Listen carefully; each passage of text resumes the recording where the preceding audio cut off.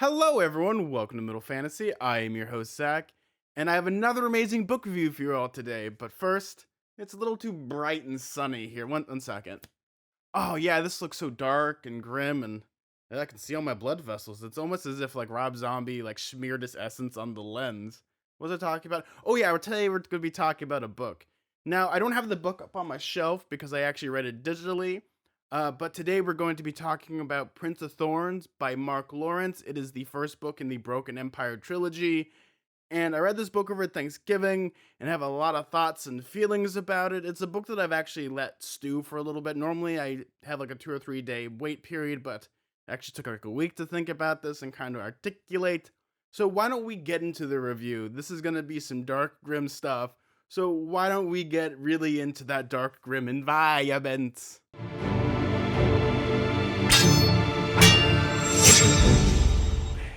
So, what is the basic synopsis of the story? Well, we follow Jorg, who is this person that robs and murders and steals. He leads a band of marauders throughout like a medieval countryside in this fantastical world.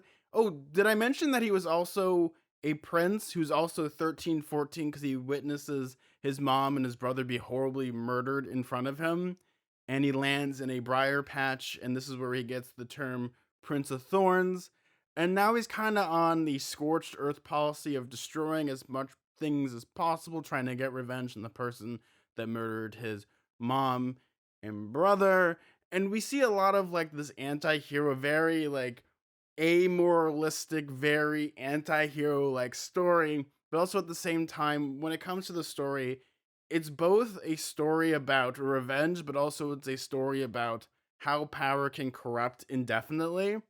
And this is a book that, for me personally, as I was reading it, it was almost hitting the stop brakes on a lot of things because I was so used to like reading not cheery, like I was reading Rhythm of War, I was reading a bunch of other fantasy books, and then I read this book, and I had to change my whole mindset because this book is a dark fantasy book.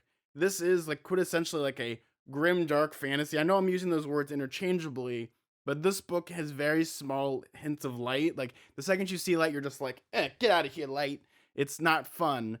But at the same time, this book is fun. Though I had some issues with it, primarily in how it's written in the prose.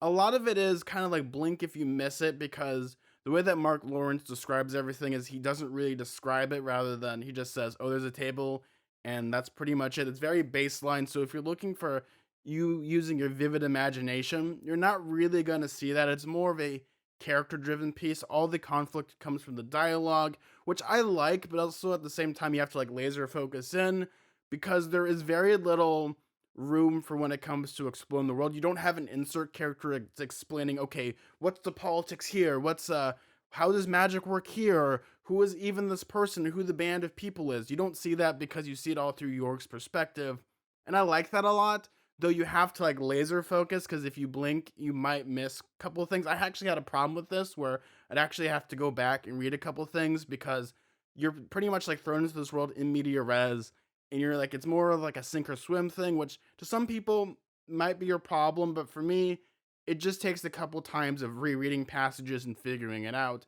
Though did I hate that? At times it could be annoying, but at other times it really worked. Though the one thing I'll say about this book just right off the bat is that this is like a page turn type of book. I was actually shocked how short the chapters were, to the point of where I got to about the halfway point where like the adventure's supposed to start, and like I flipped there, like, oh great, now we're getting into the adventure. And then I looked at how much longer I have in the book because I'm on Kindle. You can't really see the thickness or the girth of it. You see pretty much the percentage, and I was like at 50%, and I was, wait, that can't be right. But this book does have a lightning pace speed, and that's not a problem because for me, I'm so used to reading 1,000 page books where the first 400 pages is just the introduction, whereas when it comes to here, it really, really does work. But again, at the same time, you really have to be paying attention. Now, for me, I'm not really like a dark, grim type of person, but this story, there's something unique about it where it's over the top horrific in the amount of stuff that York and his band of marauders do, that it almost becomes fascinating because you're seeing a boy, this is not boy, but I guess a teenager, like 13 to 14, murdering people, robbing people, just straight up like gutting people, just doing the most horrendous things you could possibly do. And he comes up with like compromises and why he's doing it. And along the road, your brain kind of switches from this guy's supposed to be like almost the villain of any other piece to basically this guy. I get where he's kind of coming from in a weird Jeffrey Dahmer, John Wayne Gacy, pretty much every type of horrible serial killer type of way. You kind of start to get into that mindset, and not like I'm not talking about should be on like a list or anything, but you kind of sympathize with him in a way as a lot of the stuff he's going on is utter BS, and even the characters are like, man, this is dumb. Why are we even doing this? But I found that to be almost the charm of the book is that that's what's unique about it. It's so dark and grim that it's almost refreshing compared to other heroic fantasy or things that you're supposed to be reading. I see this book compared a lot to A Song of Ice and Fire, and it's kind of funny going back. Like if we go into the time machine, A Song of Ice and Fire or a Game of Thrones, you would consider being dark and grim, but you read it now, it's very tame in comparison. Though back then it was super shocking. Now that there's the term of like grim dark fantasy or just pretty much everything's like very moralistic and everyone has to be an anti-hero. Like we live in the age of there's no more heroes or villains. There's only neutral anti-heroes. There's pretty much like gray level characters. But here it's obvious that the person here is just chaotic evil or even chaotic neutral, that it's almost refreshing in that way. We see through his experiences of Jorg just how horrific things can actually get. And I thought that was to be so much fun, though comparing it to A Song of Ice and Fire or Game of Thrones isn't the best way to do justice to the material, though it's a good jumping on point, but it isn't like that at all because you're getting more dark and grim things. Yes, in A Song of Ice and Fire there are dark and grim things, but here Mark Lawrence just jumps right into it, like to the point of where you're just like reading it and you have to put the book down like, man, that was some grisly stuff, but it's almost like watching a train wreck a little bit, and I mean this in the nicest way possible because you just can't take your eyes off of it. And by the end of the book, you're kind of just happy in what's happening when it comes to that stuff because you're just seeing this weird stuff on the page. Now, who is this book marketed for? Because that's kind of the thing, isn't it? This book is so dark and grim that I don't see myself giving this to a person that's under the age of 10, but also at the same time, it's tame enough where you could read it. It's almost the gateway into reading A Song of Ice and Fire or a more darker Grimm's type of story. Like you could even read like the Seventh Son type of series. And there's like this is almost the beginning of it's a stepping stones.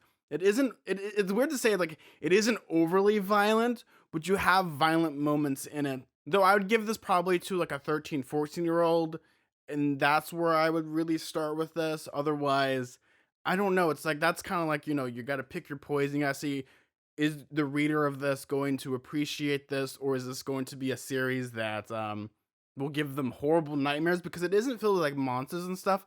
The monsters are the humans, and that's kind of the stuff that I like. It's still a very like low magic type of world, and that's the fun stuff about this is because again, it's almost like a proto A Song of Ice and Fire. If I'm going to use that comparison, you're still having the political intrigue, you're still having horrific murders, and at the end of the day, did I hate this book or did I like this book? See, I was kind of like at first it was almost like a culture shock, but the more that I think about it, the more that I stewed because it took me a while to actually talk about this and put this into a video form. Is that I liked it to the point of the merits that it does, but at the same time, is it a series that I would actively read? It's one of those where I have to take it book by book because this book also you have to be like really focused on it.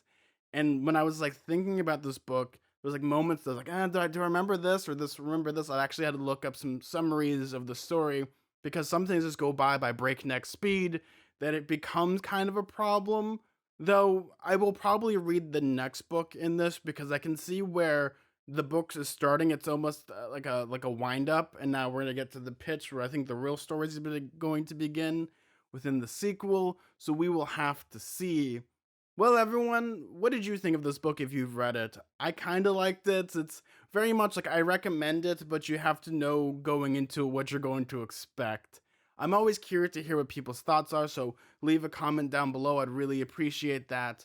Well, everyone, thank you all so much for watching this video. If you liked it, maybe consider subscribing. Maybe consider giving like a thumbs up. Actually, I'm surprised my hands are still on. Like I'm surprised they haven't just fallen off from someone coming in and murdering me.